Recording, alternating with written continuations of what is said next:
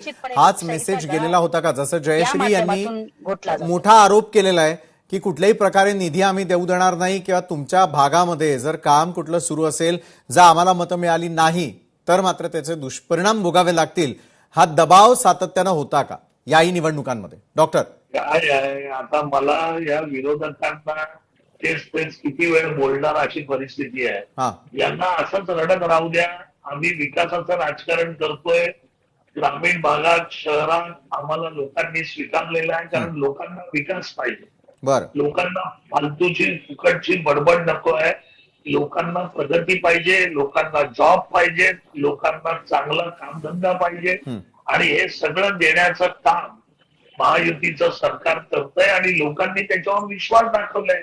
एखाद्या निवडणुकीमध्ये दबावाचं बळी पडू शकतात, दुसऱ्या निवडणुकीत, प्रत्येक निवडणुकीमध्ये दबावाला बळी पडायला तुम्ही लोकांवर टीका करताय. ज्या लोकांनी मतदान केलेलं आहे त्यांनी काय दबावापोटी केलं?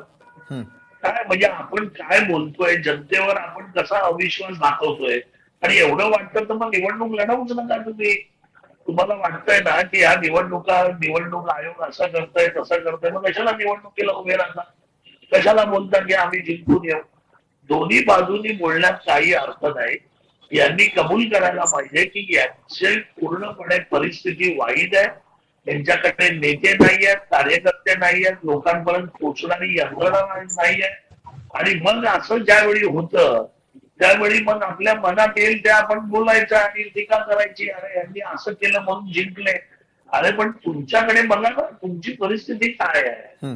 तुमचे लोक आज यांच्या टेबलवर बसायला यांच्याकडे कार्यकर्ते नाहीत, यांच्याकडे पोलिंग एजंट नाही आहेत, कारण परिस्थिती यांची खराब आहे. कार्यकर्ते पण आरोप तर तुमच्यावरतीच आहे, महायुतीवरतीच आहे की आमचे सगळे जे निवडून येणारे पदाधिकारी होते किंवा उमेदवार होते ते आयात करून अशा प्रकारचं यश तुम्ही मिळवता. विशालजी, एक गोष्ट लक्षात घ्या, राजकारणामध्ये उद्या तुम्हाला मला कुठे न्यायचंय किंवा तुम्ही दुसऱ्या चॅनलला जाणार किंवा येणार, तुम्हाला कोण जबरदस्ती हाताला धरून तर नेत नाही.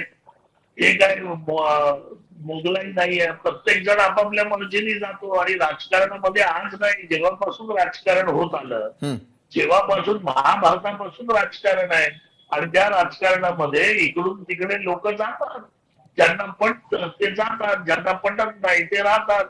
त्याच्यामुळे ही काही कोणावर जबरदस्ती होत नाही राजकारणामध्ये. प्रत्येक जण आपल्या मताप्रमाणे वागतो आणि त्याला जे पाहिजे ते करतो. आता तुम्ही जर त्यांना स्वतःकडे ठेवू शकत नसाल, तुम्ही त्यांना विश्वास देऊ शकत नसाल, तुम्ही त्यांच्या प्रगतीमध्ये अडथळा बनण्याच्या ऐवजी त्यांच्या पाठीवर थाप मारणारे नेते नसाल, तुम्ही त्यांच्या समस्या सोडवणारे नेते नसाल, तर तुमच्याकडे आणि तुमच्या पक्षामध्ये कोण उभा राहील याचा विचार तर विरोधकांनी केला पाहिजे. बरं, नक्कीच. म्हणजे महायुती सरकारकडून हा इशारा समजूयात महाविकास आघाडीसाठी, कशा प्रकारे टिकवलं जात नाही आणि उमेदवार आमच्याकडे येत असतील तर मग यश हे आम्हालाच मिळणार, यावरती तुमचा देखील विश्वास आहे. डॉक्टर राजू वाघमारे,